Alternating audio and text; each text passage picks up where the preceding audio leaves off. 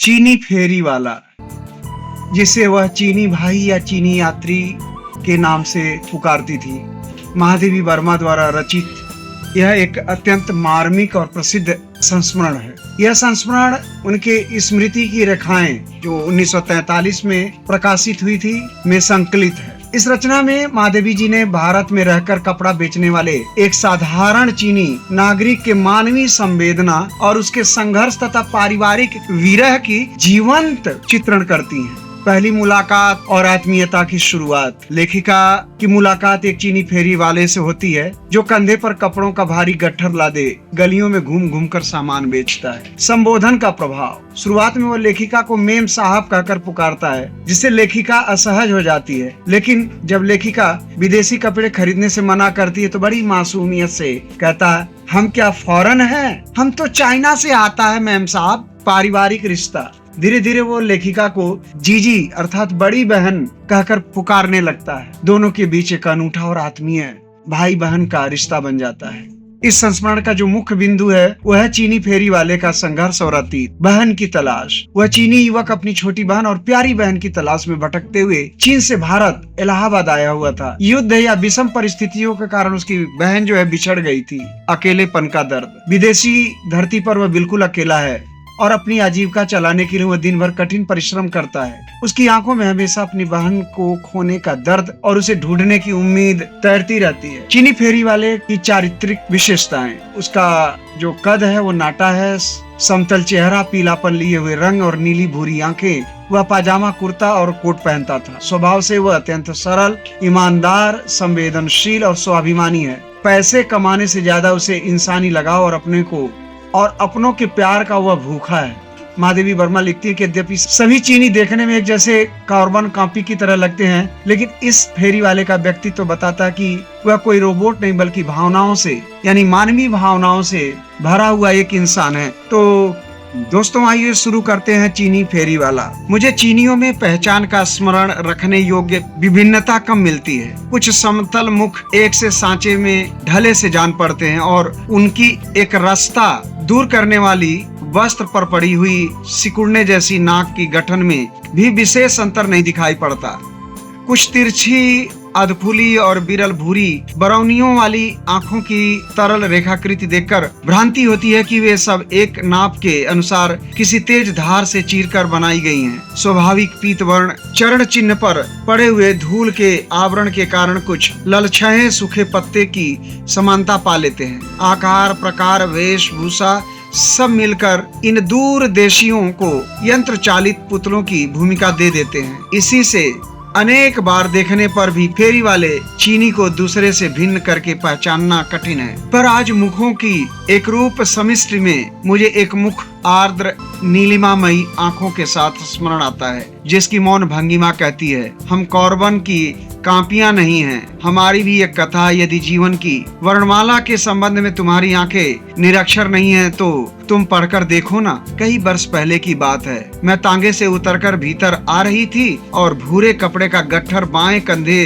के सहारे पीठ पर लटकाए हुए और दाहिने हाथ में लोहे का एक गज घुमाता हुआ चीनी फेरी वाला फाटक से बाहर निकल रहा था। संभवतः मेरे घर को बंद पाकर वह लौटा जा रहा था। कुछ लेगा मेम साहब? दुर्भाग्य का मारा चीनी। उसे क्या पता यह संबोधन मेरे मन में रोष की सबसे तुंग तरंग उठा देता है। मैया, माता, जीजी, दीदिया, बिटिया आदि न जाने कितने संबोधनों से मेरा परिचय है और सब मुझे प्रिय हैं, पर यह विजातीय संबोधन मानो सारा परिचय छीनकर मुझे गाउन में खड़ा कर देता है। इस संबोधन के उपरांत मेरे पास से निराश होकर न लौटना असंभव नहीं तो कठिन अवश्य है। मैंने अवज्ञा से उत्तर दिया, मैं विदेशी फॉरेन नहीं खरीदती। हम फॉरेन हैं? हम तो चाइना से आता है। कहने वाले के कंठ में सरल विस्मय के साथ उपेक्षा की चोट से उत्पन्न चोट भी थी। इस बार रुक कर उत्तर देने वाले को ठीक से देखने की इच्छा हुई। धूल से मटमैले सफेद किरमिच के जूते में छोटे पैर छिपाए, पतलून और पाजामे का सम्मिश्रित परिणाम जैसा पैजामा और कुर्ते तथा कोट की एकता के आधार पर सिला कोट पहने, उघड़े हुए किनारों से पुरानेपन की घोषणा करते हुए हैट से आधा माथा ढके, दाढ़ी मूछ विहीन दुबली नाटी जो मूर्ति खड़ी थी वह तो शाश्वत चीनी है। उसे सबसे अलग करके देखने का प्रश्न जीवन में पहली बार उठा। मेरी उपेक्षा से उस विदेशीय को चोट पहुंची, यह सोचकर मैंने अपनी नहीं को और अधिक कोमल बनाने का प्रयास किया। मुझे कुछ नहीं चाहिए भाई। चीनी भी विचित्र निकला। हमको भाई बोला है तब जरूर लेगा। हाँ जरूर। होम करते हाथ जला वाली कहावत हो गई। विवश कहना पड़ा, देखूं तुम्हारे पास है क्या? चीनी बरामदे में कपड़े का गट्ठर उतारता हुआ चला। बहुत अच्छा सिल्क लाता है सिस्टर, चाइना सिल्क, क्रेप। बहुत कहने सुनने के उपरांत 2 मोज पेश खरीदना आवश्यक हो गया। सोचा चलो छुट्टी हुई। इतनी कम बिक्री होने के कारण चीनी अब कभी इस ओर आने की भूल न करेगा। पर कोई 15 दिन बाद वह बरामदे में अपनी गठरी पर बैठकर गज को फर्श पर बजा बजा कर गुनगुनाता हुआ मिला। मैंने उसे बोलने का अवसर न देकर व्यस्त भाव से कहा, अब तो मैं कुछ न लूंगी, समझे? चीनी खड़ा होकर जेब से कुछ निकालता हुआ प्रफुल्ल मुद्रा से बोला, सिस्टर का वास्ते हैंकी लाता है, बहुत बेस्ट, सब सेल हो गया। हम इसको पॉकेट में छिपा के लाता है। देखा कुछ रुमाल थे, ऊदी रंग के डोरे से भरे हुए, किनारों का हर घुमा और कोनों में उसी रंग के बने नन्हे फूलों की प्रत्येक पंखुड़ी चीनी नारी की कोमल उंगलियों की कलात्मकता ही नहीं व्यक्त कर रही थी, जीवन के अभाव की करुण कहानी भी कह रही थी। मेरे मुख के निषेधात्मक भाव को लक्ष्य कर अपनी नीली रेखाकृति आंखों को जल्दी जल्दी बंद करते हुए खोलते हुए वह एक सांस में सिस्टर का वास्ते लाता है, सिस्टर के वास्ते लाता है दोहराने लगा। मन में सोचा, अच्छा भाई मिला है। बचपन में मुझे लोग चीनी कहकर चिढ़ाया करते थे। संदेह होने लगा उस चिढ़ाने में कोई तत्व भी रहा होगा, अन्यथा आज उस सचमुच का चीनी सारे इलाहाबाद को छोड़कर मुझसे बहन का संबंध क्यों जोड़ने आता? पर उस दिन से चीनी को मेरे यहाँ जब तब आने का विशेष अधिकार प्राप्त हो गया। चीन का साधारण श्रेणी का व्यक्ति भी कला के संबंध में विशेष अभिरुचि रखता है। इसका पता भी उसी चीनी की परिष्कृत रुचि से मिला। नीली दीवार पर किस रंग के चित्र सुंदर जान पड़ते हैं, हरे कुशन पर किस प्रकार के पक्षी अच्छे लगते हैं, सफेद पर्दे के कोनों में किस बनावट के फूल पत्ते खिलेंगे आदि के विषय में चीनी उतनी ही जानकारी रखता था जितनी किसी अच्छे कलाकार से मिलेगी। रंग से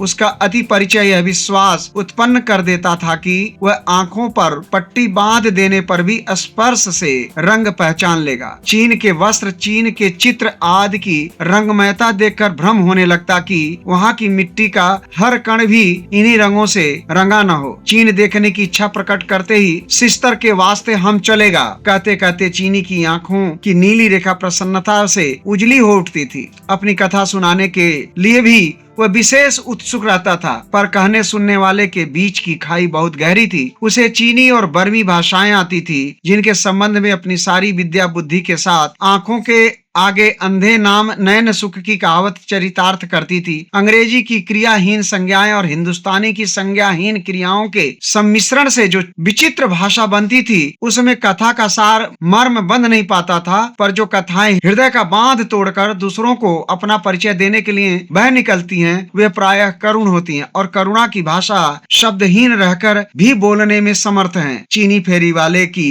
कथा भी इसका अपवाद नहीं थी। जब उसके माता पिता ने मांडले आकर चाय की छोटी दुकान खोली, तब उसका जन्म नहीं हुआ था। उसे जन्म देकर और 7 वर्ष की बहन के संरक्षण में छोड़कर जो परलोक सिधारी, उन अनदेखी माँ के प्रति चीनी की श्रद्धा अटूट थी। संभवतः माँ ही ऐसी प्राणी है जिसे कभी न देख पाने पर भी मनुष्य ऐसे स्मरण करता है जैसे उसके संबंध में कुछ जानना बाकी नहीं है। वह स्वाभाविक भी है। मनुष्य को संसार से बांधने वाला विधाता माँ ही है। इसी से उसे न मानकर संसार को न मानना सहज है, पर संसार को मानकर उसे न मानना असंभव ही रहता है। पिता ने जब दूसरी बर्मी चीनी स्त्री को गृहिणी पद पर अभिषिक्त किया, तब उन मात्रहीनों की यातना की कठोर कहानी आरंभ हुई। दुर्भाग्य इतने से ही संतुष्ट नहीं हो सका, क्योंकि उसके 5वें वर्ष में पैर रखते न रखते एक दुर्घटना में पिता ने भी प्राण खोए। अन्य अबोध बालकों के समान उसने सहज ही अपनी परिस्थितियों से समझौता कर लिया, पर बहन और विमाता में किसी प्रस्ताव को लेकर जो वैमनस्य बढ़ रहा था वह इस समझौते को उत्तरोत्तर विषाक्त बनाने लगा। किशोरी बालिका की अवज्ञा का बदला उसी को नहीं उसके अबोध भाई को भी कष्ट देकर चुकाया जाता था। अनेक बार उसने ठिठुरती हुई बहन की कंपित अंगुलियों में अपना हाथ रख उसके मलिन वस्त्रों में अपना आंसुओं से धुला मुख छिपा और उसकी छोटी सी गोद में सिमट कर भूख भुलाई जाती थी। बहन 7 बरस की थी, ये 5 बरस का था। जब भूख लगती थी और बीमाता जब उसके साथ दुर्व्यवहार करती थी तो बेचारा माँ समझ के बहन के गोदी में दुबक जाता था और सिसकते सिसकते सो जाता था। ये चीनी फेरी वाला कितनी ही बार सवेरे आंख मूंद कर बंद द्वार के बाहर दीवार से टिकी हुई बहन की ओर से गीली बालों में अपनी ठिठुरी अंगुलियों को गर्म करने का व्यर्थ प्रयास करते हुए उसने पिता के पास जाने का रास्ता पूछा था। उत्तर में बहन के फीके गाल पर चुपचाप लुढ़क आने वाले आंसू की बड़ी बूंदे देखकर वह घबरा कर बोल उठता, उसे कहवा नहीं चाहिए, वह तो पिता को देखना भर चाहता है। कई बार पड़ोसियों के यहाँ रकाबियां धोकर और काम के बदले भात मांगकर बहन ने भाई को खिलाया था। व्यथा की कौन सी अंतिम यात्रा ने बहन के नन्हे हृदय को बांध तोड़ डाला, इसे अबोध बालक क्या जाने। पर एक रात उसने बिछौने पर लेटकर बहन की प्रतीक्षा करते करते आधी आंख खोली और बीमाता को कुशल बाजीगर की तरह मैली कुचैली बहन का काया पलट करते देखा। मैली कुचैली बहन का काया पलट करते देखा। 7-8 साल की लड़की है। उसके सूखे होठों पर बीमाता की मोटी उंगली ने दौड़ दौड़ कर लाली फेरी। उसके फीके गालों पर चौड़ी हथेली से घूम घूम कर सफेद गुलाबी रंग भरा। उसके रूखे बालों को कठोर हाथों ने घेर घेर कर संवारा और तब नए रंगीन वस्त्रों में सजी हुई उस मूर्ति को एक प्रकार से ठेलती हुई बीमाता रात के अंधकार में बाहर अंतर्निहित हो गई। बालक का विस्मय भय में बदल गया और भय ने रोने में शरण पाई। कब वह रोते रोते सो गया इसका पता नहीं, पर जब वह किसी के स्पर्श से जागा तो बहन उस गठरी बने भाई के मस्तक पर मुख रखकर सिसकियां रोक रही थी। उस दिन उसे अच्छा भोजन मिला, दूसरे दिन कपड़े, तीसरे दिन खिलौने, पर बहन के दिनों दिन विवर्ण होने वाले होठों पर अधिक गहरे रंग की आवश्यकता पड़ने लगी। उसके उत्तरोत्तर फीके पड़ने वाले गालों पर देर तक पाउडर मला जाने लगा। बहन के छीजते शरीर और घटती शक्ति का अनुभव बालक करता, पर वह किससे कहे क्या कहे, यह उसकी समझ के बाहर की बात थी। बार बार सोचता था कि पिता का पता मिल जाता तो सब ठीक हो जाता। उसके स्मृति पटल पर माँ की कोई रेखा नहीं, परंतु पिता का जो अस्पष्ट चित्र अंकित था उससे उसके स्नेहशील होने में संदेह नहीं रह जाता। प्रतिदिन निश्चय करता कि दुकान में आने वाले प्रत्येक व्यक्ति से पिता का पता पूछेगा और एक दिन चुपचाप उनके पास पहुंचकर और उसी तरह चुपचाप उन्हें घर लाकर खड़ा कर देगा। तब यह बीमाता कितनी डर जाएगी और बहन कितनी प्रसन्न होगी। चाय की दुकान पर मालिक अब दूसरा था, परंतु पुराने मालिक के पुत्र के साथ उसके व्यवहार में सहृदयता कम नहीं रही। इसी से बालक एक कोने में सिकुड़ कर खड़ा हो गया और आने वालों से हकला हकला कर पिता का पता पूछने लगा। कुछ ने उसे आश्चर्य से देखा, कुछ मुस्कुरा दिए, पर दो एक ने दुकानदार से कुछ ऐसी बातें कही जिससे वह बालक को हाथ पकड़कर बाहर ही नहीं छोड़ाया। इस भूल की पुनरावृत्ति होने पर बीमाता से दंड दिलाने की धमकी भी दे गया। इस प्रकार उसकी खोज का अंत हुआ।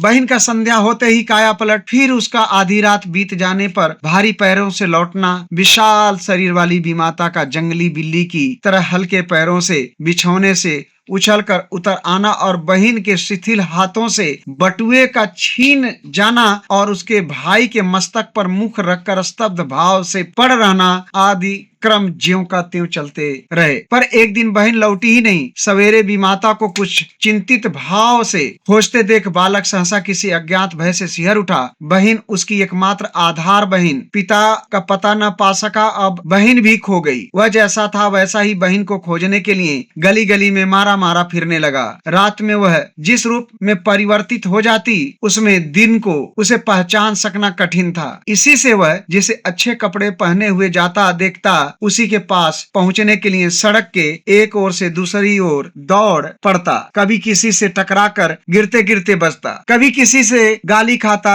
कभी कोई दया से प्रश्न कर बैठता, क्या इतना जरा सा लड़का भी पागल हो गया है। इसी प्रकार भटकता हुआ वह गिरहकटों के गिरोह के हाथ लगा और तब उसकी दूसरी शिक्षा आरंभ हुई। जैसे लोग कुत्ते को 2 पैरों से बैठना, गर्दन ऊंची कर खड़ा होना, मुंह पर पंजे रखकर सलाम करना आदि करतब सिखाते हैं, उसी प्रकार वे सब उसे तंबाकू के धुएं और दुर्गंधित सांस से भरे और फटे चिथड़े, टूटे बर्तन और मैले शरीरों से बसे हुए कमरे में बंद कर कुछ विशेष संकेतों और हंसने रोने के अभिनय में पारंगत बनाने लगे। कुत्ते के पिल्ले के समान ही वह घुटनों के बल खड़ा रहता और हंसने रोने की विविध मुद्राओं का अभ्यास करता। हंसी का स्रोत इस प्रकार सूख चुका था कि अभिनय में भी वह बार बार भूल करता और मार खाता, पर क्रंदन उसके भीतर इतना अधिक उमड़ा रहता था कि जरा मुंह बनाते ही दोनों आंखों से दो गोल गोल बूंदे नाक के दोनों ओर निकल आती और पतली समानांतर रेखा बनाती हुई मुंह के दोनों सिरों को छूती हुई ठुड्डी के नीचे तक फैली जाती। इसे अपनी दुर्लभ शिक्षा का फल समझकर रों से काले उदर पर पीला सा रंग बांधने वाला उसका शिक्षक प्रसन्नता से उछलकर उसे एक लात जमाकर पुरस्कार देता। वह दल बर्मी, चीनी, श्यामी आदि का सम्मिश्रण था। इसी से चोरों की बारात में अपनी अपनी होशियारी के सिद्धांत का पालन बड़ी सतर्कता से हुआ करता। जो उस पर कृपा रखते थे उनके विरोधियों का संदेह पात्र होकर पीटना भी उसका परम कर्तव्य हो जाता था। किसी की कोई वस्तु खोते ही उस पर संदेह की ऐसी दृष्टि आरंभ होती कि बिना चुराए ही वह चोर के समान कांपने लगता और तब उस चोर के हर छिछोर की जो मरम्मत होती थी उसका स्मरण करके चीनी की आंखें आज भी व्यथा और अपमान से धक धक जलने लगती थी। सबके खाने के पात्र में बचा उच्चिष्ट एक ताम चीनी के टेढ़े मेढ़े बर्तन में सिगार के जगह जगह जले हुए कागज से ढक कर रख दिया जाता था, जिसे वह हरी आंखों वाली काली बिल्ली के समान मिलकर खाता था। बहुत रात गए तब उसके नरक के साथी एक एक कर आते रहते थे और अंगीठी के पास सिकुड़ कर लेटे हुए बालक को ठुकराते हुए निकल जाते। उनके पैरों की आहट को पढ़ने का उसे अच्छा अभ्यास हो चला था। जो हल्के पैरों को जल्दी जल्दी रखता हुआ आता उसे बहुत कुछ मिल गया है। जो शिथिल पैरों को घसीटता हुआ लौटता वह खाली हाथ है। जो दीवार को टटोलता हुआ लड़खड़ाते पैरों से बढ़ता वह शराब में सब खोकर बेसुध आया है। जो देहली से ठोकर खाकर धम धम पैर रखता हुआ घूसता है उसने किसी से झगड़ा मोल ले लिया है आदि का ज्ञान उसे अनजान में ही प्राप्त हो गया था। यदि दीक्षांत संस्कार के उपरांत विद्या के उपयोग का श्री गणेश होते ही उसकी भेंट पिता के परिचित एक चीनी व्यापारी से न हो जाती तो इस साधना से प्राप्त विद्वता का क्या अंत होता यह बताना कठिन है। पर संयोग ने उसके जीवन की दिशा को एक प्रकार से बदल दिया कि वह कपड़े की दुकान पर व्यापारी की विद्या सीखने लगा। प्रशंसा के पुल बांधते बांधते वर्षों पुराना कपड़ा सबसे पहले उठा लाता। गज से इस तरह नापना कि जौ बराबर भी आगे न बढ़े चाहे अंगुल भर पीछे रह जाए। रुपए से लेकर पाई तक को खूब देखभाल कर लेना और लौटते समय पुराने खोटे पैसे विशेष रूप से खनका कर दे डालना आदि का कम रहस्यमय नहीं था। पर मालिक के साथ भोजन मिलने के कारण बिल्ली के संग उच्चिष्ट सहभोज की आवश्यकता नहीं रही और दुकान में सोने की व्यवस्था होने से अंगीठी के पास ठोकरों से पुरस्कृत होने की व्यवस्था जाती रही। चीनी छोटी अवस्था में ही समझ गया कि धन संचय से संबंध रखने वाली सभी विद्याएं एक सी हैं, पर मनुष्य किसी का प्रयोग प्रतिष्ठा पूर्वक कर सकता है और किसी का छिपाकर।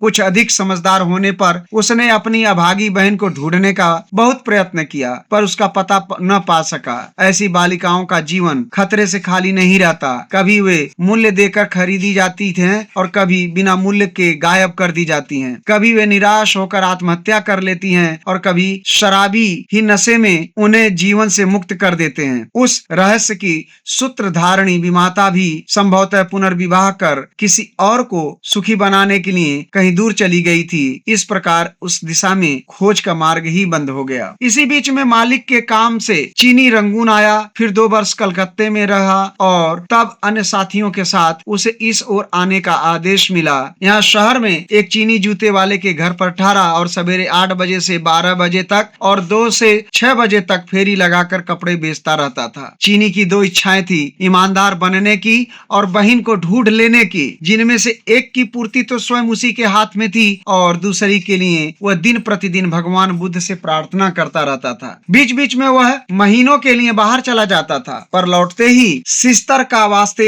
ई लाता है कहता हुआ कुछ लेकर उपस्थित हो जाता। इस प्रकार उसे देखते देखते मैं इतनी अभ्यस्त हो चुकी थी कि जब एक दिन वह सिस्टर का वास्ते कहकर और शब्दों की खोज करने लगा, तब मैं उसकी कठिनाई न समझकर हंस पड़ी। धीरे धीरे पता चला बुलावा आया है, वह लड़ने के लिए चाइना जाएगा। इतनी जल्दी कपड़े कहाँ बेचे और न बेचने पर मालिक को हानि पहुंचाकर बेईमान कैसे बने। यदि मैं उसे आवश्यक रुपया देकर सब कपड़े ले लूं तो वह मालिक का हिसाब चुकता कर तुरंत देश की ओर चल दे। किसी दिन पिता का पता पूछने जाकर वह हकलाता था, आज भी संकोच से हकला रहा था। मैंने सोचने का अवकाश पाने के लिए प्रश्न किया, तुम्हारे तो कोई है ही नहीं, फिर बुलावा किसने भेजा। चीनी की आंखें विस्मय से भरकर पूरी खुल गई। हम कब बोला हमारा चाइना नहीं है? हम कब ऐसा बोला सिस्टर? मुझे स्वयं अपने प्रश्न पर लज्जा आई। उसका इतना बड़ा चीन रहते वह अकेला कैसे हो सकता है ना? मेरे पास रुपया रहना ही कठिन है, अधिक रुपए की चर्चा ही क्या।